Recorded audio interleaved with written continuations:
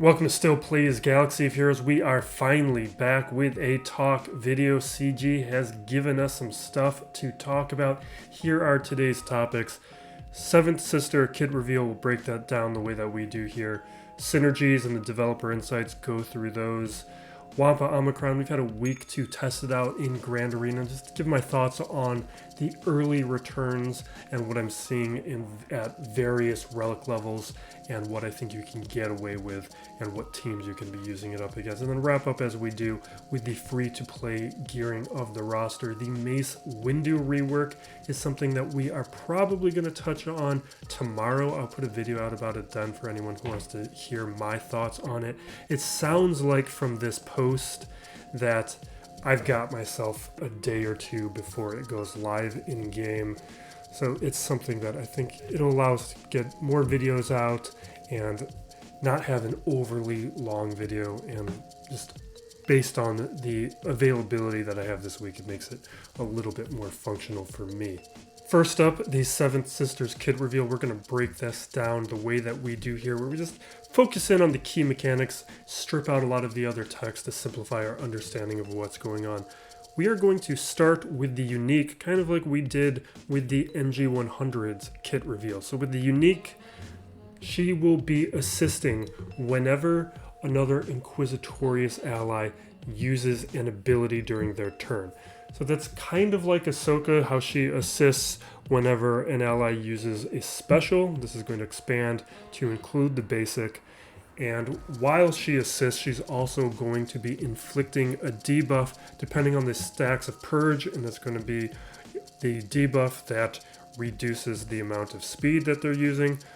The next amount at 3 stacks is going to be reducing their offensive capabilities, and then at 5 stacks it's reducing their survivability. There is some additional effects based on her leadership. If she happens to be a leader, there will be some more assist calls, but that's kind of irrelevant. I don't think you will be using her as a leader, and I don't think that's the intent with the kit here. So what we get with this unique is the first major synergy of the Inquisitor faction. Because with the second and ninth sister, there wasn't really any direct benefit. There was just the indirect synergy of the spreading and stacking of Purge.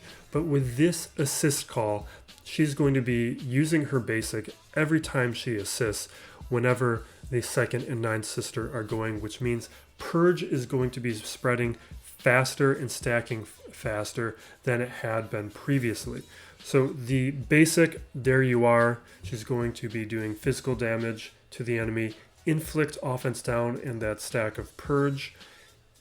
The debuffs can't be resisted if the enemy is a Jedi, and then she is going to be getting damage bonuses based on those stacks of Purge. So plus 5% in general, and if the enemy is a Jedi, it'll be plus 10% damage. And this synergy is going to allow, whenever Second Sister would use her basic, she would apply a stack of Purge if the enemy was a Jedi, with a chance to apply a second stack of Purge. So now there is going to be a guaranteed 2 stacks of Purge with a chance of a third because of that assist from Seventh Sister. With Ninth Sister, we were looking at a guaranteed stack of Purge plus an additional guaranteed stack if the enemy was a Jedi. So what we're looking at is 3 guaranteed stacks of Purge if the enemy is a Jedi, and 2 stacks of Purge if the enemy is somebody else. Next, the first special, ID9 Electroshock Prod. What we are getting here is a difference from how second and ninth sister function. When the Inquisitorious faction was introduced, what we were given was an incentive to use basics before using the specials, which was different than other characters in the game, where you want to use the specials and then use the basics when the specials are on cooldown. With the Inquisitorious faction, you wanted to wait until the basics spread and stacked Purge before using the specials.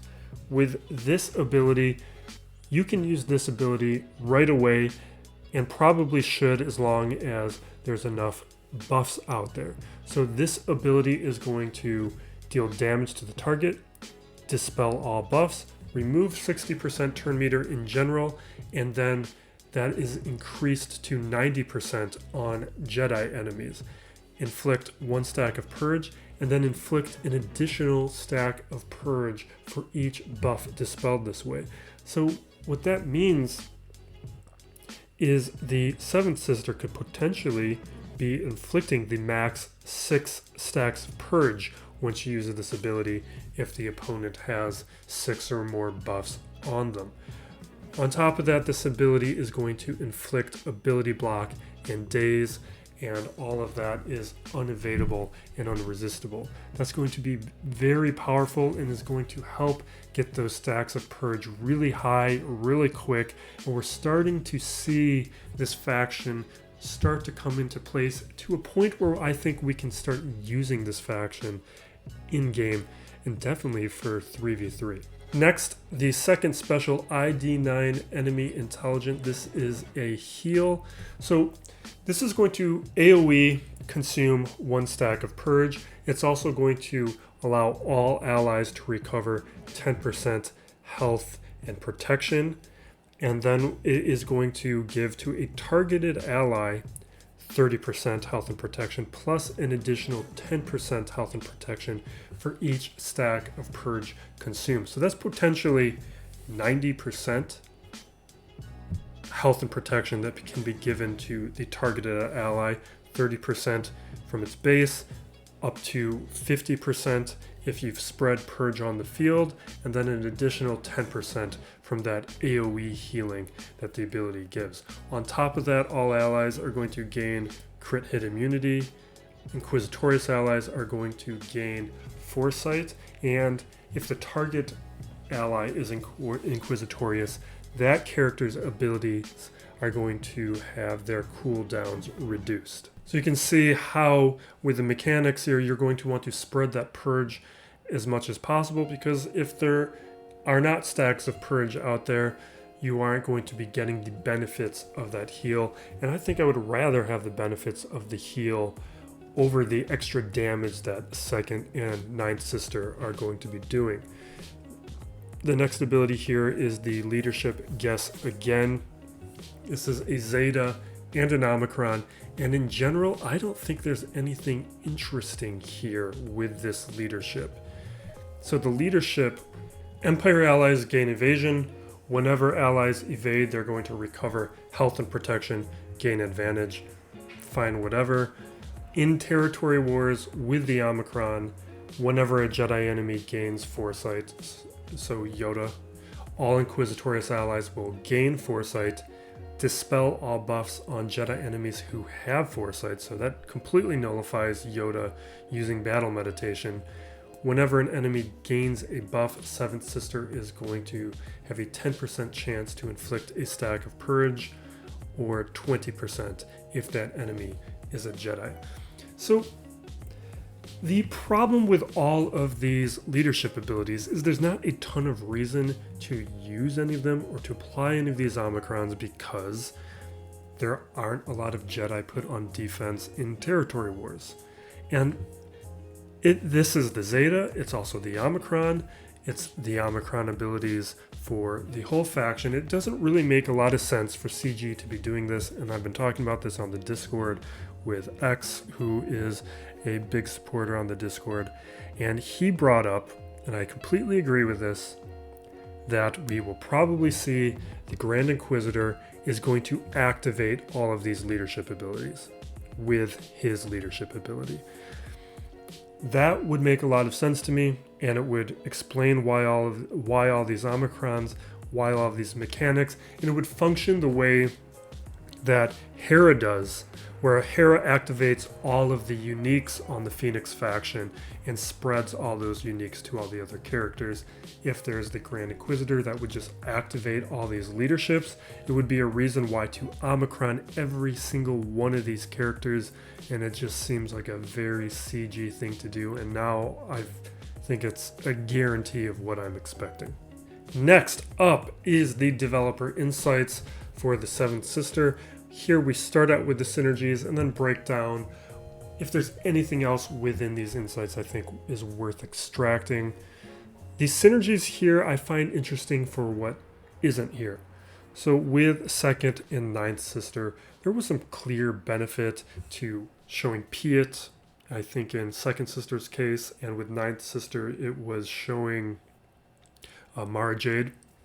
And now we don't see those characters. We also don't see Darth Vader, but we see Stormtrooper, TIE Fighter Pilot, and Death Trooper. I don't really think there's any meaning to really be looked at with Death, Storm, and TIE Fighter. They're clearly not going to be intended. Stormtrooper really just offers a tank that's very survivable.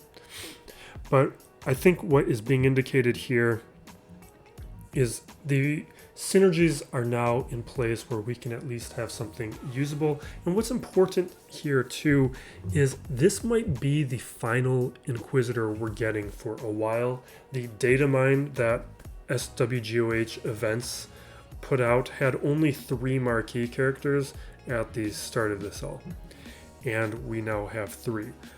We will certainly get a complete faction at some point, but I don't think there's any guarantee that we see the rest of this faction in the next month or two. It could be a while before we see that, especially because we know from the Kenobi trailer that the Grand Inquisitor is there. They might wait to add additional Inquisitors until we get through Kenobi.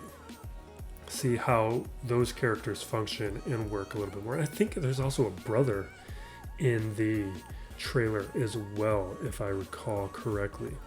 With the body of the developer insights, there's not too much I want to extract here. The only major thing that I found notable was they specifically mentioned that she doesn't have a lot of resilience, and as the healer, you are going to want to protect her as much as possible. She's probably going to be fairly easy to take out, and that potentially might mean that she is going to be the character within the Inquisitorius faction that you're going to want to target first to take out.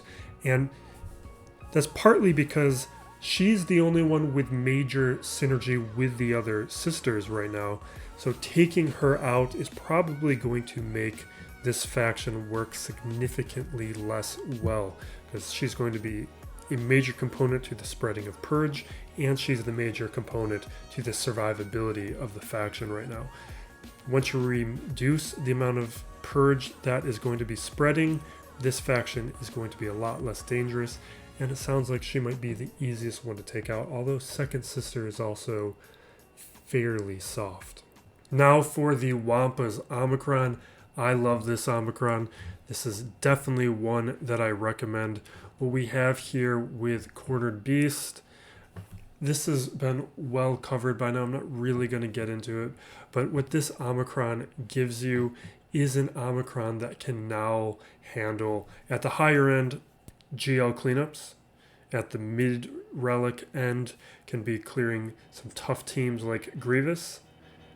And at the JKL level, the Relic 3 level, can be clearing basically any weaker, more common teams. That's how I ended up using it that first week of Grand Arena that I had the Omicron for. I tested it at Relic 3 against some GL cleanups, not viable at lower relics for that purpose. But you can bring it up against these, like this is what I refer to as those GL bridge teams, all these prerequisite teams that get set down on defense that are very common, that aren't very strong. Wampa easily crushes and clears this. And what I look for Omicrons are Omicrons that massively alter how my roster performs, and that's what you get with the Wampa, is a massive expansion of the number of teams that Wampa can now solo, and that has a huge amount of value. To take one character, bring it up against many, and take it out, that is always going to be worth it. I'm probably going to do a video at some point talking about and ranking the Grand Arena Omicrons, but in the meantime, Qui-Gon, Iden Verso, Wampa, that's tier 1. Those will alter how your roster functions. Below that, the tier 2 ones that are going to take good teams but make them much better. So that's Dash, that's Zam. Those are solid Omicrons. Possibly even Rose. I'm very curious about Rose. Then the Akbar Princess Leia Omicron,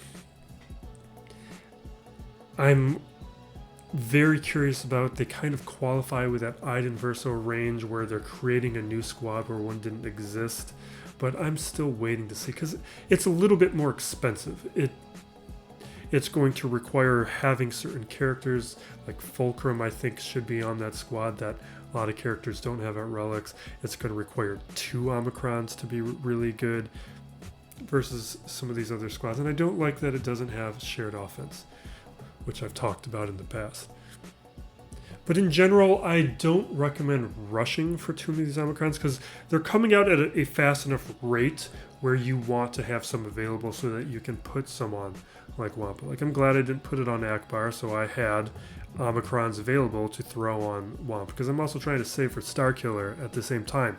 And we are getting new Omicrons almost weekly or bi-weekly, where we can't anticipate what's going to happen and what's going to be really good. So the interesting but decent ones, I'm usually passing on right now, and I'm holding off for the ones that I think are going to be game changers, and Wampa is one of those game-changing Omicrons. And now to wrap up, as we always do, with the free-to-play gearing of my roster. This is the gearing that I did March 7th. Before the sign up of the last week of Grand Arena. So what I did here primarily, this is when I had finally unlocked JMK, and I took him up to gear 11 to start because that's when I ran out of Chirotechs, but I did put on all the Zetas. And I've been testing out the event to see how far I can do it with gear 11 and gear 12. Gear 11 is not viable. Gear 12, though, you can do a little bit of tier 4. Because that's something most people take them up to Relics immediately. If you're free to play like I am, that might not always be a choice, but you still want to make progress every day, not max out on tickets and stuff, and see if you can make progress in the event. I promote Darth Talon, finished her at 7 stars. I'm now at 7 stars on almost everyone but Mara Jade, and with the double drop events that we got going on, hopefully I can get Mara Jade done. Tie Echelon, during the chase event, I was able to take it to 4 stars. I think this was during the middle of the event. I forget if I had enough shards for 4 stars at this point. Yeah, I hop back in here. It was the same deal with the MG100. I took that to like 4.5 stars. CG did acknowledge that the drop rate may have been different. They said they were going to look at it. I don't know if anything's going to come of that, but it's something I'm trying not to forget about, that they did respond to some forum comments. Kyle Katarn here, I took to gear 12. No reason to really delay. He'll be getting... We're going after Starkiller quickly, so he will be going to Relic soon and make my Mon Mothma squad a little bit better in the meantime. K2SO would just... I think I just throw on this stun gun. I don't think I take him all the way up because he needs a lot, but I wanted to make at least this ship a little better. I think I check all the pieces, and I've used a lot of resources. I think I ultimately decided against it. I want to start taking up the Inquisitors. The amount of resources they need is like bad batch levels, so I don't do it all the way here. But I do want to make some incremental progress, because that's something that I had to do, like, I guess a year ago. That's usually how I would do it. I wouldn't take every character up to gear 11 immediately because I wouldn't have the resources for it. But now that I've taken so much of the characters in game up to that gear 11 minimum, I'm at a point now where I have resources where I usually just take characters straight to gear 11. Wasn't what I was able to do with the Bad Batch. Probably not going to be what I can do with the Inquisitors, but it is what I will be trying to make incremental progress, because they need a ton of Kairos just like the Bad Batch did, and also kind of like their Resistance heroes do.